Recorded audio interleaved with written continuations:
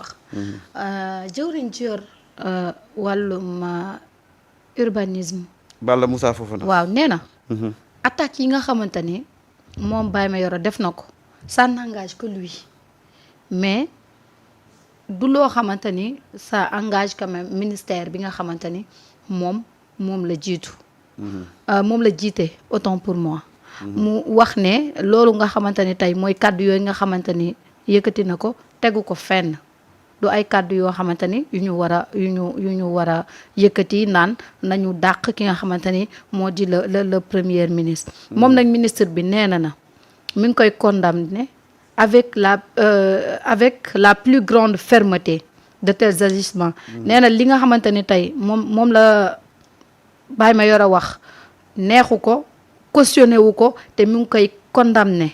te mi ngi wax aussi que ni nañu xoolaat taxawaay bi waaye tamit nañuy amaat un peu de retenue et de responsabilité ci li nga xamante ni tey moom la ñuy nekk di wax nee na nag àndul ak moom ci wax ji solidariser wul ak moom li nga xamante ni moom la wax moom la engagé que moom lu ko ci fekk moom la. waaw mais xam nga lii mu wax nii. c'est de la littérature. Oui, c'est de la littérature. Il pouvait en une phrase oui. résumer ça. Pour manque de respect à mon premier ministre, Monsieur le Président, par cette note, j'exige le limogeage du directeur Mayoro. jeex na. looloo doon dëgg bi. jeex na. waaye di layam. jeex na amul leneen.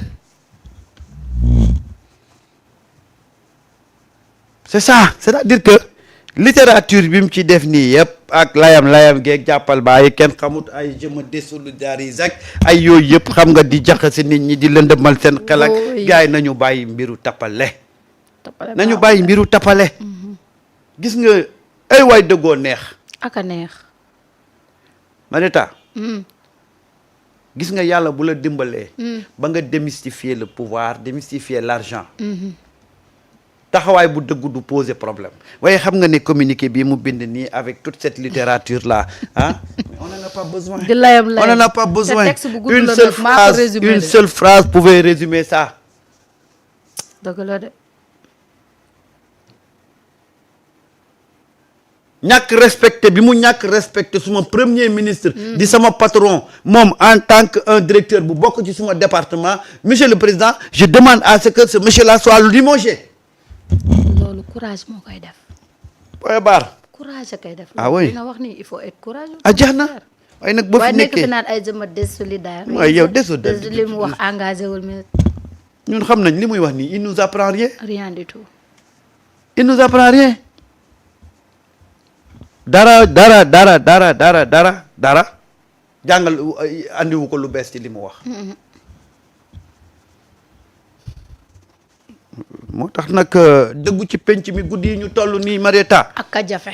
dafa jafe de parce que xam nga nit ñi dañu nekk ci calcul gis nga moo tax Marieta jub rek a wóor. ak doylu. ak am solo. am na ñoo xam ne nag ñu ngi calculer waaw Ousmane bu demee waaw man est-ce que du ma féetee est-ce que du ma noppi féetee ci président. man est-ce que du ma dem ci Ousmane. waa gem bi nu muy demee. di calculer bu kenn calculer. nekk leen fi dëgg nekk. yàlla moo yor doomu aadama point barre mais ce Mayoro une fois encore dam ne la bu amee audace wax lii Marieta c'est parce que am na lu mu gis bu ko gisoon du ko wax Marieta dans l'administration ñi attaqué seen patron am dañuy dem ba présenter seen démission ba pare. waaw doogay attaqué seen patron mais toi tu es dans la yow yaa ngi ci biir nekk un DG. nga taxaw di naan li ma bëgg moo ñu dàq premier ministre. ah nañu xaar mercredi. de conseil des ministres moom. nooy buñ ko fa bàyyee rek nga xam ne li muy wax nii ah. xay loolu amul conseil des ministres. réew mi foofu la toll. am na yoo xam ne amul conseil des ministres. wala amul conseil des ministres. ca saasi. c'est-à-dire que les gens pensent que tu peux limoger doo mënoo limoger ba conseil des ministres. non tu peux limoger. tu peux le limoger à tout moment. waaw mais comme da nga doon wax ay solidarité gouvernementale. loolu nga évoqué woon.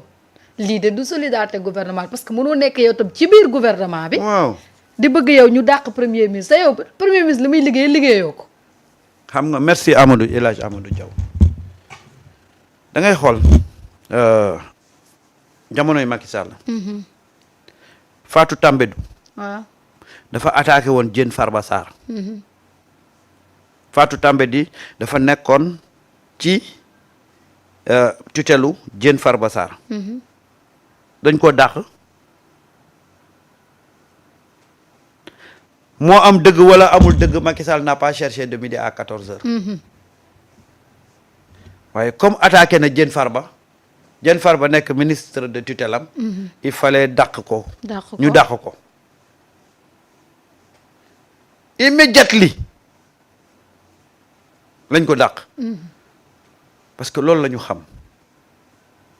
tu ne peux pas avoir un patron nga ñëw fekk ce patron là di ko attaquer publiquement c'est-à-dire que yooyu dafa xeltuwul sax loolu du lu xel mën a nangu. déedéet. mais une fois encore ak lu mu ci jublu. il ne fait que su fekkee ne c'est pour plaire au président ou défendre le président il ne fait que desservir le président. parce que boo xoolee appréciation bi nga xam ne moom la Sénégalais yi def ci sortie Mayoro bi. ngay xam ne Mayoro n'a fait que desservir le président Bassirou Diomaye Faye. dëgg yàlla parce que am na kàddu yoo xamante ni moom. waaw nañ dàq Sonko. yow léegi yow après bés tukkandikoo. mais moom Sonko moo tax mu fal lañ ko fal di. waa Sénégal daal ba ca comprend rien. Sonko moo ko fal. fi réew mi toll nii de fi ñu toll nii actuellement ci Sénégal wëral ba mu daj. tu verras jamais un premier ministre comme Ousmane. et puis nag foofu nag. mais dama yaakaar ni dafay tuur seen maccaat dafay. Ousmane daf leen di kale ci yu ñu bëgg a def. et puis nag foofu faay bi mu génne. mooy casting bi ñu def pour recruter les gens. waaw parce que la question que tu te poses mooy nan lañ mën a defee ba fal ku mel ni Mayoro ci ay département comme ça. waa dëgg la de. casting boobu baaxul. donc ñun rigueur bi ñu jàppoon ci ni ñu doon nommé rigueur bi ñu ci jàppoon mais tey la sortie de Mayoro nous montre que rigueur boobu amul de. parce que Mayoro mi fal ko directeur d'un département ministériel aussi important. Ça veut dire que le casting n'a pas été rigoureux. Marieta waa ji yow est-ce que déglu nga ko benn yoon wala nga seetaan ko benn yoon. extrait bi rek laa déglu. man genre jeu naa jël sama temps de leen seetaan man extrait bi waxee loolu rek laa déglu c'est-à-dire que foofu it dafay ubbi benn faay mooy est-ce que wax dëgg fa yàlla mais nag bul fàtte ni nag Ousmane daa kale ñu bëri de ñu bëggoon bambulaa ñëpp da leen kale. fi mu ne lu waay di def di nga xalaat ne Ousmane fii la toog nit Abbas Fall mii xaw ma El Malick mii fukki dërëm bu ko lekkee day wuyu ji. waaw et puis xam nga nag xam nga li gën a métti. waaw nga bëgg nguuru. mooy buñ la falee DG. waaw automatiquement yaa ngi xalaat les privilèges yaa ngi xalaat les privilèges. waaw nga dem privilèges yooyu amut. nga xool ne. kii moo la ko teg. nga jàpp ni kii moo la ko teg parce que nag Marieta gis nga boo xoolee ci jamonoy Macky Sall wala jamonoy Ablaye Wade les DG. mais c'était des pachas.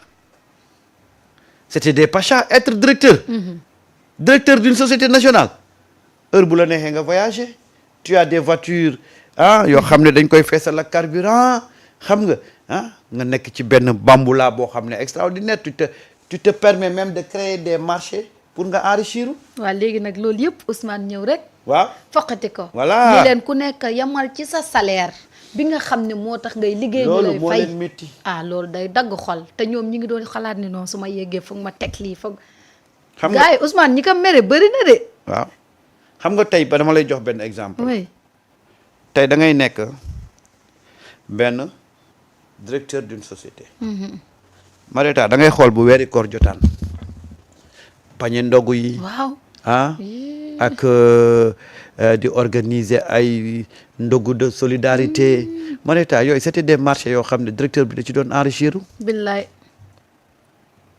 Marieta nga nekk directeur d'une société feeti Noël di ñëw nga def arbre de Noël Marieta kooku beneen marché la booy enrichir. dëgg la de. ñu ñëw vacances colonie de vacances nga organiser ko dama lay wax yu ndaw ndawaan yi yu sew sewaan yi waxuma la yu mag yi colonie de vacances